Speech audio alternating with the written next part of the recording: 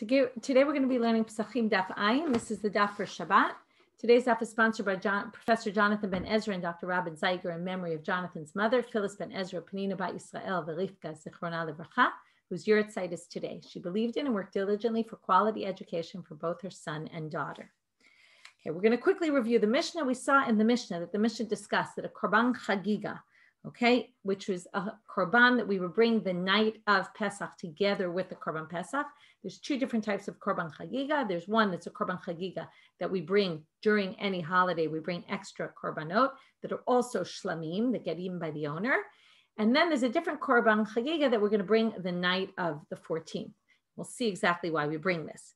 And the Mishnah says this isn't treated the same as the korban Pesach. Number one, if it's on Shabbat, you don't bring it. Number two, if you have enough meat, then for the korban Pesach for everybody to eat, then you don't eat it. Then you don't need it. You don't bring it, and you don't bring it betuma. If the majority of the people are impure, you don't bring it.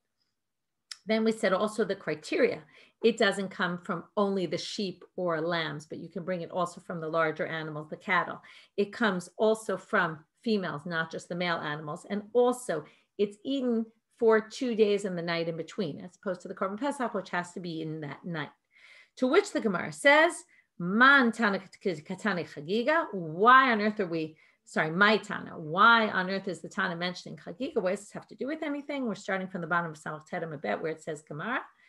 Tana har kavato v'hava'ato de lo dachye Shabbat v'katani namina Chagiga de lo dachye Shabbat. We saw before that you can't bring, in the previous Mishnah, you can't bring the Chagiga, you can't bring the animal for the sacrifice, for the Pesach sacrifice from outside the Tchum.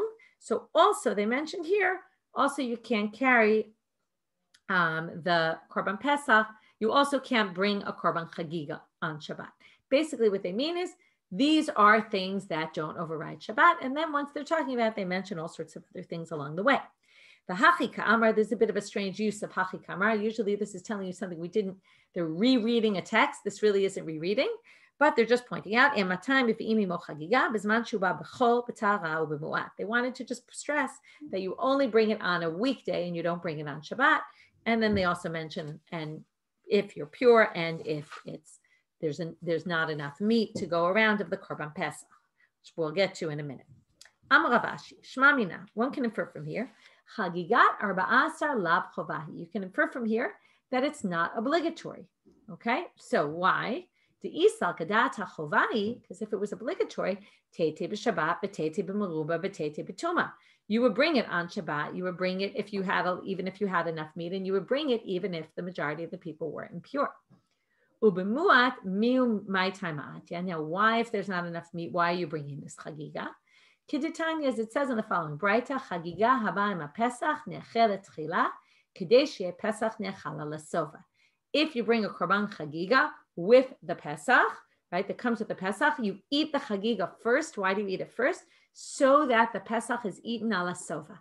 We want to make sure that when you eat, and I would say probably more likely like when you finish eating the korban Pesach, that you're eating it while on a full stomach.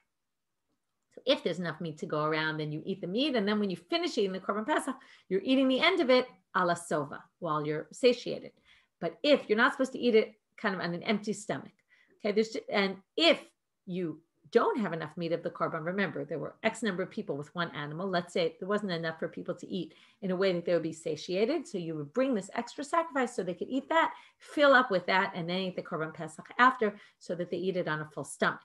Why eat it on a full stomach? So some people say this is the way kings eat. Kings are not starved when they get to the table. Also, another reason is because there's this law that we're going to get to later about etzem lo tishbarubo. You're not allowed to break a bone. And if you're starving, what do people do? They break the bones and they suck out the marrow. So they want to make sure that people don't do that with the korban Pesach. So they tell you to eat it ala sova. Okay, so from here you see that that's why we have it chagiga, so that people don't go into things starved. Now the Gemara is going to point out something else about this Mishnah. Ne'echelet l'shnei yamim. So the chagiga has different rules than the korban Pesach, to which the Gemara says, matnitin de lo kebentema. The Mishnah must not hold like bentema. What do we know about bentema? We'll see right now. Titanya bentema omer chagiga habayim Pesach harei kapesach ve'en hanechelet ela liyom v'layla v'chagigat 15 ne'echelet l'shnei yamim v'layla echad. Ben Tema makes a distinction between, as I mentioned, there were korban chagiga that you bring during the holiday. That comes from the verse that says, "V'chagotem oto chag laHashem."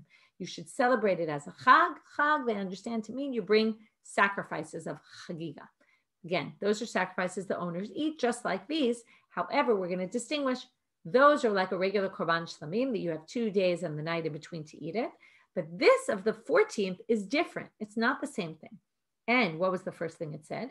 Chagiga, right, is only, so it's only eaten that night. Okay, that's one difference. And there's another difference they're going to say, which is Chagigat Arba'asar Yotza Ba Mishum Simcha. Okay, what does this mean? This is if you didn't sacrifice the Korban Pesach, let's say the Korban Chagiga for your Dalet. I designated it as Korban Chagiga for your Dalet. And I didn't bring it that night. I didn't sacrifice it. So the next day, it now turns into what we call Shalmei Simcha. Okay, that's different from Shalmei Chagiga. Okay, this is from the law, the rule of V'samachta b'chagecha. We know that Simcha usually on Yom Tov and Shabbat is defined as eating meat, right? Other than vegans and vegetarians, but most people eat meat for that reason. Even people who nowadays it's much more common not to necessarily eat meat, but there is a mitzvah of Simcha. Simcha is usually meat and therefore sacrifices. So basically, if you bring this animal the following day, you've missed your chance to bring it on the 14th. So you bring it, it goes into the context of Shalmei Simcha, and it doesn't come into the context of Shalmei Chagiga. Okay? So now, the reason is because you can't use this to be yotze, like the obligation of Shalmei Simcha is just so that people could, while they were in the temple, they would eat meat and sacrifice it. But the Chagiga was an actual obligatory offering. That's something different. You can't turn this into that. What's showing is this Chagiga is not the same as the Chagiga of Chamisha Asar. Now, so not the same in terms of how long you can eat and all that. What does this show? But the Mishnah, which said the Chagiga that you bring the night of on the day of the 14th that you sacrifice is in the laws of Chagiga and not the same laws of Pesach. But he's really saying it's similar to Pesach, that it has to be eaten that night and it's not the same as the Chagiga. He distinguishes. So now they say, "My Tamid ben Tema." What's his reason? Kedematne Rav l'Chia Barei, as Rav taught Chia his son. The Lo Yalin Laboker Zevach Chag Pesach. This was that verse that we saw. It's the second part of the verse that talks about not slaughtering the animal when you have chametz in your house, and then it says, "And don't leave it over till the morning." Notice the words Zevach Chag Pesach. So how does he darshan this? Zevach Chag Ze Chagiga. HaPesach Kemashmao. There's two things going on here. There's the Zevach of the holiday, which is the Chagiga of that day. And there's the Korban Pesach. So we have two things. Both of those cannot be left over till the morning, and that's how he gets that it can't be left till the morning.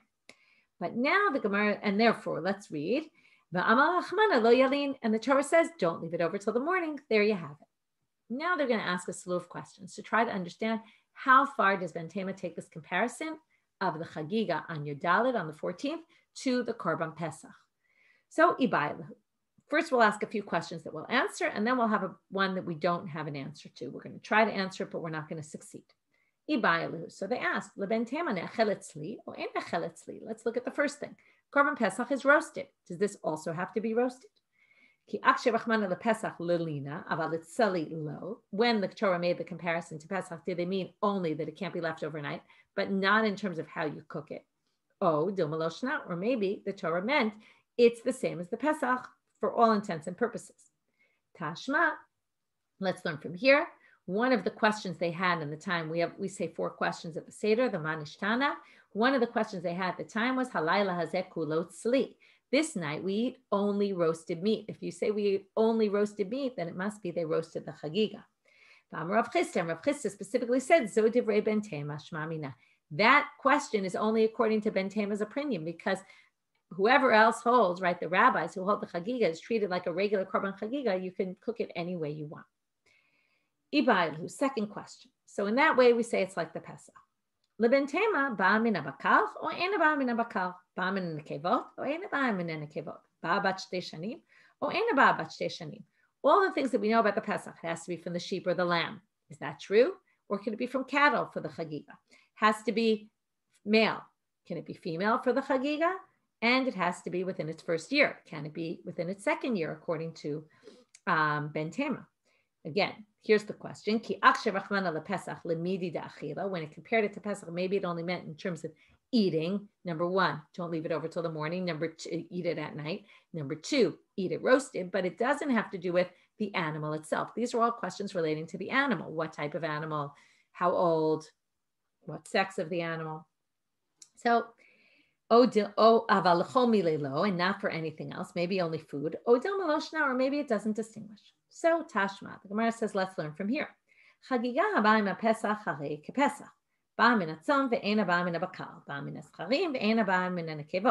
so let's start. First of all, it doesn't say who says this, but what does it say? The chagiga that comes with the Pesach is like the Pesach. In what way? Comes from the lambs or the sheep. And it comes from, right, or any kind of, right, the goats that's sown, but it doesn't come from cattle. It comes from the males, not from female animals. Ba bat shnata, within its first year, ve'ena ba bat shtei shanim, not more than 1 year old. Ve'ena ne'achelet ela liyom v'layla, and it's only during the day and not and that night, but not the following day. Obviously, it can't really be eaten during the day, but they just mean, right, it's for that night. Ve'ena ne'achelet ela tzli, and only roasted. Ve'ena ne'achelet ela leminuyav, and not only that, you have to be registered for it, just like the Korban Pesach. Now, who could possibly be the author of this braita? It's obviously not the Tanakama in our Mishnah. It must be Ben Tema because it matches his opinion. So man shamat leidi lehai svara. Who's the one who has this logic that we treat it like the Pesach, Ben Tema, and therefore shma mina kula milta be'inan. So from here you can infer Ben Tema must hold all of these things in all these ways. It's similar shma mina. We can infer that. Ibai lehu. Next question. This is the more complicated one. We talked before about breaking the bone. Not allowed to break the bones of the Korban Pesach. Is the same thing true for the Korban Chagiga or not? Now, why would you think? We already said he compares everything. So why would you think to start to distinguish? So they say, Tashma, before we get to that, we say, even though we do compare the two, however, the pasuk by etzem lo tishberu bo, it says bo, in it. Bo v'lo b'chagiga. Maybe it means on specifically the Korban Pesach, but not a chagiga. O dilma hai bo b'kasher v'lo b'pasul hudata. Or does bo mean don't break a bone in it, meaning if it's a kosher sacrifice. But if the sacrifice became disqualified, they don't mean kosher like kosher, they mean valid. If the sacrifice became invalid for some reason, then you'd be allowed to break a bone, and maybe that's what bo is coming to exclude, and then it's not excluding the chagiga, and the same would be true for the chagiga. So as I said before, they're not going to actually find an answer to this question, but it's not going to stop them from trying. So here goes our attempt. Tashma, let's try from a Mishnah in Masechet Shkalim, which is our next Masechet, by the way. Sakin shenimtzeit ba'arba'asach. If you find a knife on the 14th, shochet ba'miyad. What's the question? I find a knife on the ground. How do I know if it's pure or not pure? Do I have to take it to the mikveh and tovel it? So they say, if you find it on the 14th, you can shecht it. Why? You can shecht with it immediately. Why? Because we assume anything you find on the 14th must have been taken care of already. And all the knives, we're assuming lots of people needed knives to slaughter on that day. They must have taken care of fixing, making sure the knife was pure. Therefore, if you find a knife, you can assume it was pure. But if it's on the 13th, then you have to, and there's a few different explanations. We'll go with Rashi. Shoneh means repeat and tovel it again, meaning maybe it was already toveled, but you have to tovel it again just in case. So on the 13th, we don't assume, this is just assumptions about human behavior, people procrastinate. So likely on the 13th, they haven't yet taken care of the knives, or you just don't know. So therefore you can't assume. But if it's a kofitz, if it's a cleaver, which is a big knife, which you can't use on a Korban Pesach, because if you were to use it, you might break a bone, which you're not allowed to do. So if you find one of those, it doesn't matter whether you found it on the 13th or the 14th, since you don't need it for the Korban Pesach, therefore you can assume that nobody took care of it. And therefore, if you want to use it for something, you'd have to tovel it first. Mani, who does this go according to? Ilema Rabbanan. If according to the rabbis, there's no comparison to Pesach and Chagiga, that means a kofitz you could theoretically use for the Korban Pesach, for the Korban Chagiga. If you could use it for the Korban Chagiga, then we assume if you find it on the 14th, it's ready to be used for the Korban Chagiga. So therefore, it can't be the rabbis, since there should be no difference then, right? Both of the cases, right. So kofitz should be ra'oi l'chagiga, and therefore, if you find it on the 14th, you shouldn't have to tovel it again. So therefore, elalav de ben tema. It must be ben tema. And if it's ben tema, then what do you see here? You obviously can't use the kofetz. The kofetz, the reason you have to tovel it again is because we assume you didn't prepare it. Why didn't you prepare it? Because you can't use it. Not for the chagiga, not for the Pesach. There you see, you can't, you have a problem of etzem lo tishburu bo also in the chagiga. Ushma mina yesh ba mishum shvirat ha'etzem. But now the Gemara is going to suggest all different ways of reading the source where it could be it's the rabbis, and yet there was a reason why you didn't need to worry about a chagiga, okay? And there was a reason why you didn't tovel the kofetz before for the korban chagiga. So what could it be? Lo la'olam Rabbanan ukigon Shabbat v'Shabbat. What did we just learn about the chagiga? It doesn't override Shabbat. So therefore, if you found a kofetz, there was no way you were going to use that for anything because there's no chagiga when your dalit falls on Shabbat. So there you have it. There was, if you found a kofetz, you can assume it wasn't tovel because people didn't need it. But then they say, no, that can't possibly be because Hamid Katani Seifa, look at the end of that Mishnah. What does it say? If you, now, it says explicitly, this is already the answer.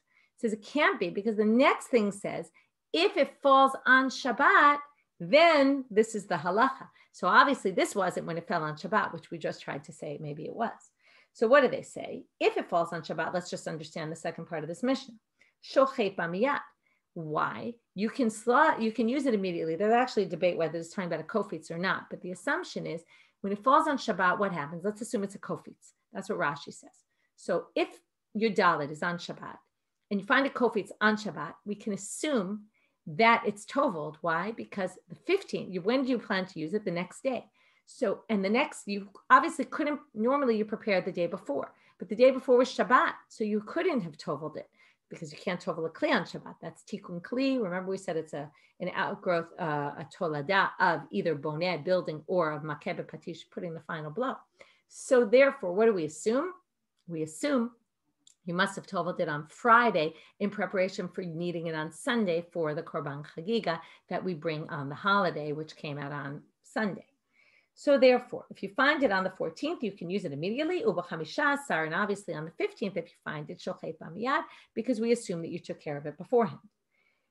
Nimtzeit kofetz kshura v'sakin harei kesakin. If you happen to find a kofetz attached to a knife and they're together, we assume whatever the status of the knife is, it's the same as the cleaver, which means that in this case, they're saying, even if the Yud Dalet was a weekday, we would still assume that your cleaver was prepared for, and then we assume, right, whatever's true, we said sakin that you find on the 14th, shochei b'miyad, that would be true also for the kofetz.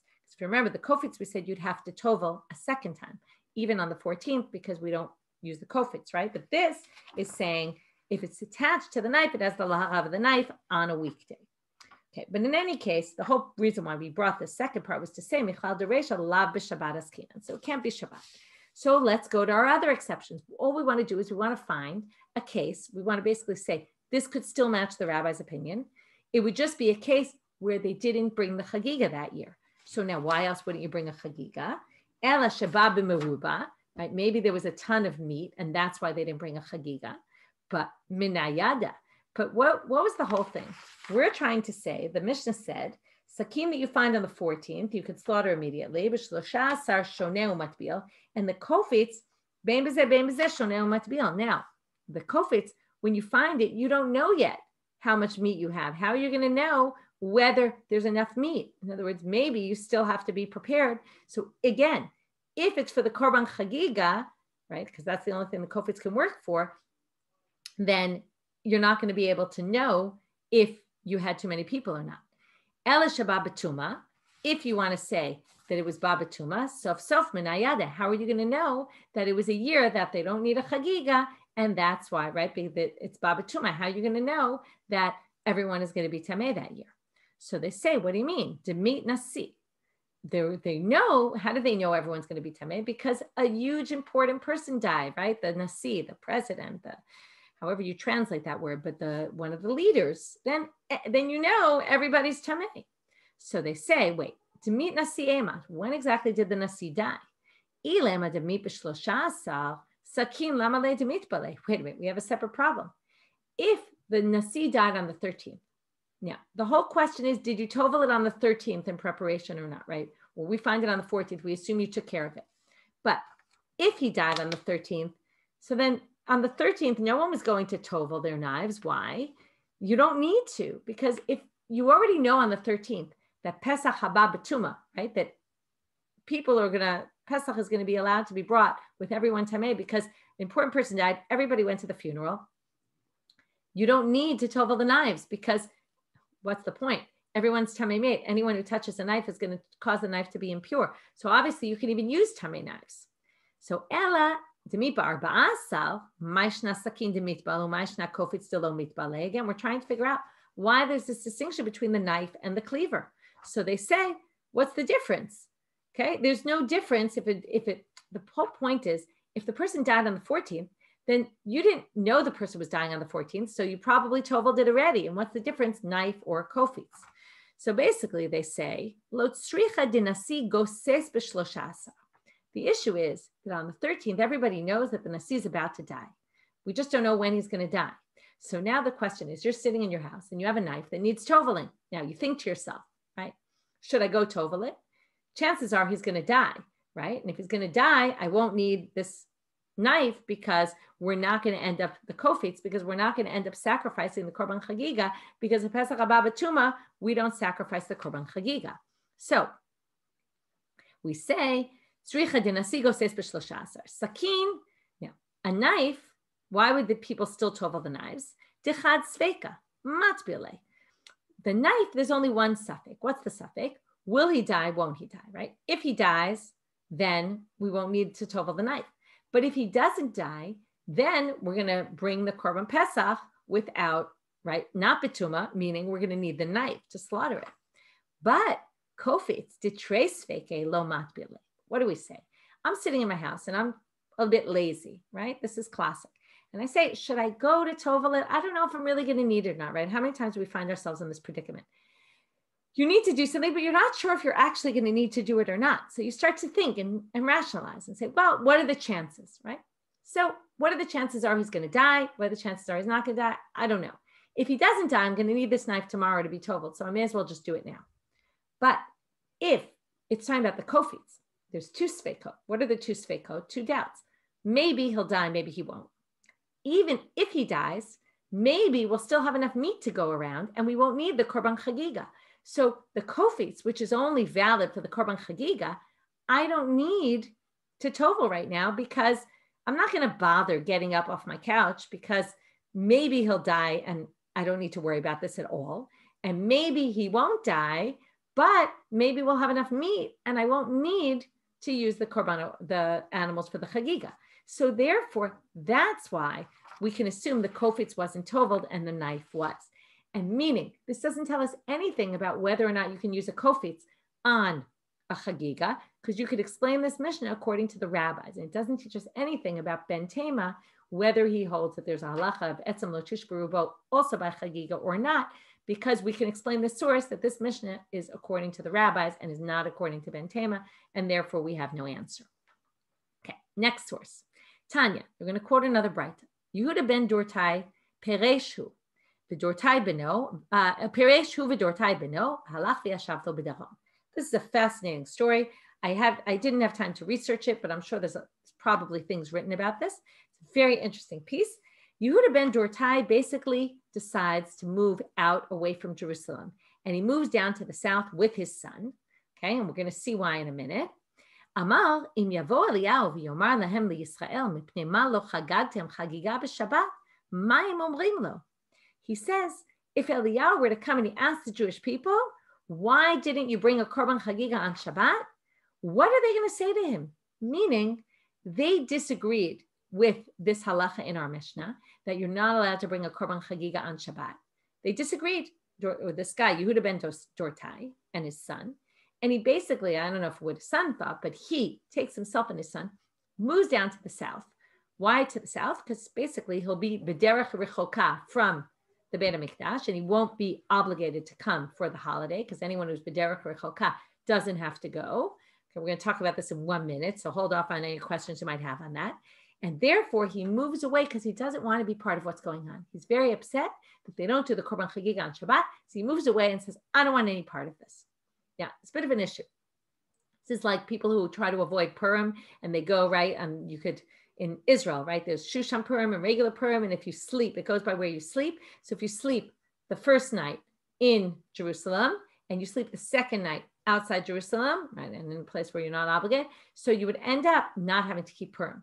Okay. So, right, this famous story is told of Ishai Leibovich. People say it's not true, but they say that, right, he would make sure to avoid Purim at all costs. So here you have someone similar who basically tries to avoid basically keeping Pesach in the Beit HaMikdash. Crazy story. Now, the Farshim say, what's going on here? Because how could Derech Rechoka means you bring it Pesach Sheni, and you're only really exempt if you're in Chutz La'aretz. Some people say south means south outside of Israel, and he really was exempt. Some people say maybe he wasn't really exempt, right? Or I don't know if some people say this, but I started to think maybe he really just got very upset about this issue and kind of like left religion, right? He said, I don't want any part of what's going on here, right? And maybe he also just was using it to make a bold statement. He's saying, I'm moving out of here because maybe he thought if he does something so extreme that people will take him more seriously. So it's very interesting to think of historically what happened here and why he's doing this. And right, this is when people disagree with what the tzibur is doing in the community, what they believe in, right? There's different ways that you can express your dissent. So his idea was just to say, I'm getting out of here. So anyway, what happens? The second thing he says to them is, Timhani al Shnei Gedolei Ador, Shmaya v'Av Talyon, who we just met, right, the other day with Hillel. And Hillel said, right, why didn't you learn with Shmaya v'Av Talyon? Remember, the greatest of our generation. So he says, I don't understand the greatest of our generation. They're big Talmidei Chachamim. They know how to darshan the Torah very well. And he didn't tell the people that you can do this Korban Chagiga on Shabbat. Basically, he's very, very upset about this. So Amar Rav says, my time at the Ben Dortai, what was his reason? What was he basing his opinion on? It's a very strange verse in Sefer Dvarim, which says, you slaughter the Pesach to God, Tzon and Bakar. Tzon is the sheep and in that family, and Bakar are the cattle. Now, Pesach only comes from the sheep and the lambs and the goats, not from the cattle. Ela, Tzon ze Pesach, Bakar zo Chagiga. Tzon is Pesach, Bakar is Chagiga, and what does it say? Pesach. So there you have it. You have to sacrifice them. These are obligatory. And since they're obligatory, you have to do it on Shabbat. So Amar Rav Ashi is very upset with Rav's drasha. He says to him, it's great, right? You see the tension here. Now, historically, Rav lived first generation Amoraim, right? That's obviously way beyond this Yehuda ben Dortai, because he was in the time of the temple, right? And he was in the time of Shmaya ben Av Talyon, right? Which is the end of the, right? Basically around the year 0, give or take.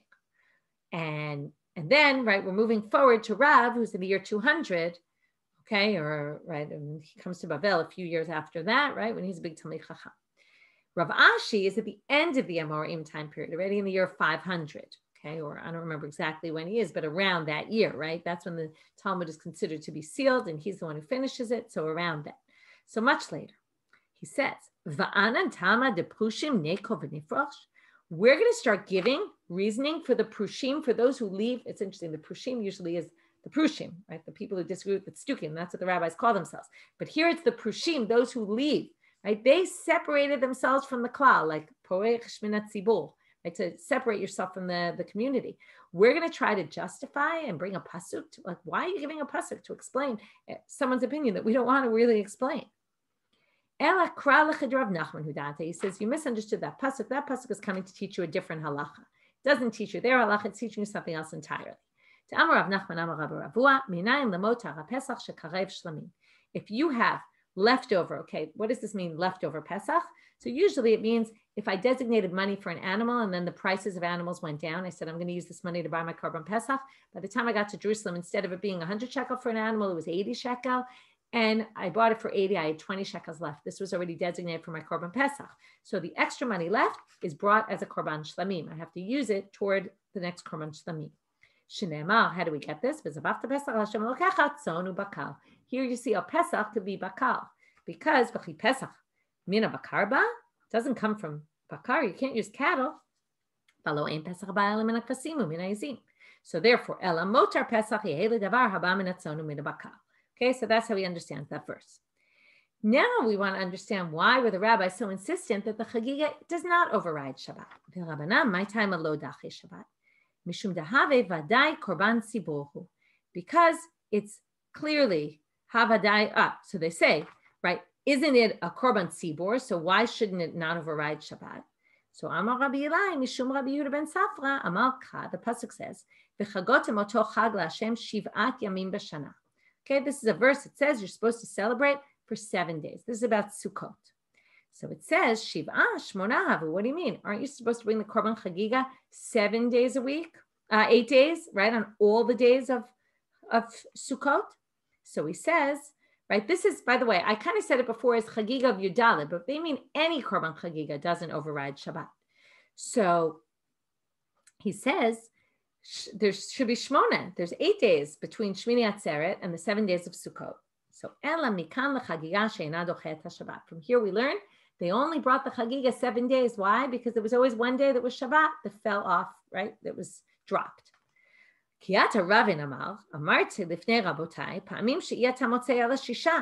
Ravin comes along and he says, when he came from Eretz Israel to Babylonia, he said, yeah, well, I heard this drasha, but there's a bit of a problem here because sometimes it's only 6 days because, right, we have this a lot where the first day of Sukkot is Shabbat and the last day of Sukkot is Shabbat.